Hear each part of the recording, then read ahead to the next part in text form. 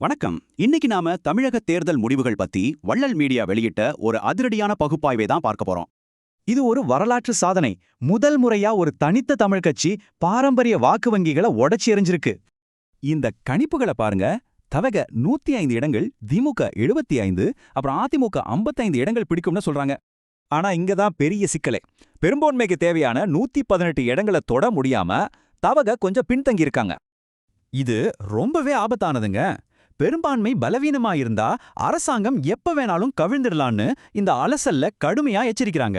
குறிப்பா காங்கிரஸ், விசிக, கம்யூனிஸ்ட் கட்சிகளோட கூட்டணி வைக்கவே கூடாது, வச்சா ஆட்சி கவுளுன்னு திட்டவட்டமா சொல்றாங்க. ஏன்னா ஆட்சி கவிழ்ந்தா ஆளுநர் ஆட்சி வந்துடும். இது மறைமுகமா பாஜக கையில மொத்த அதிகாரத்தையும் கொடுக்கற மாதிரி ஆயிடும். அதனால இந்த ஆபத்தான கூட்டணிகளை தவிர்த்துட்டு நிலையான பலமான கூட்டணிகளை தேட வேண்டிய கட்டாயத்துல அவங்க இருக்காங்க. இதுக்கு இவங்க முன்வைக்கிற சூப்பரான தீர்வு என்ன தெரியுமா? தவைகவும் அதிமுகவும் ஒரு நேரடியான வலுவான கூட்டணி அமைக்கிறது தான்.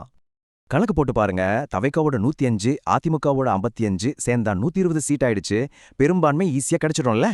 ரெண்டு கட்சிகளும் ஒன்னா சேர்ந்தா அவங்களுக்கு எதிராக நம்பிக்கையில்லா தீர்மானம் கொண்டு வர சான்ஸே இல்ல. ஆட்சி ஸ்ட்ராங்கா இருக்கும். சரி, அதை விடுங்க. இதே நேரத்துல நாம் தமிழர் கட்சிக்கு ஏன் இவ்ளோ பெரிய சர்க்கிள்னு யோசிச்சிங்களா? அவங்க கூட்டணி யோசனைகளை காதுல வாங்கல.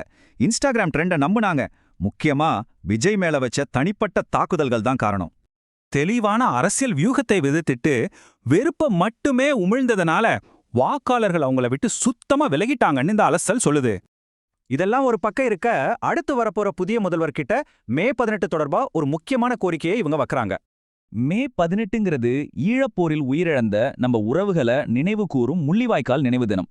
அது நமக்கு ரொம்பவே எமோஷனலான நாள். அந்த நாள்ல கட்சி பேதமின்றி மெரினாவுல தமிழர்கள் எல்லாரும் ஒன்னா திரண்டு அஞ்சலி செலுத்த புதிய முதல்வர் அனுமதி தரணும். இந்த அரசியல் வியூகங்களையும் கோரிக்கைகளையும் புதிய முதல்வர் ஏத்துப்பாரா இல்ல புது ரூட் எடுப்பாரா பொறுத்திருந்து தான் பார்க்கணும்.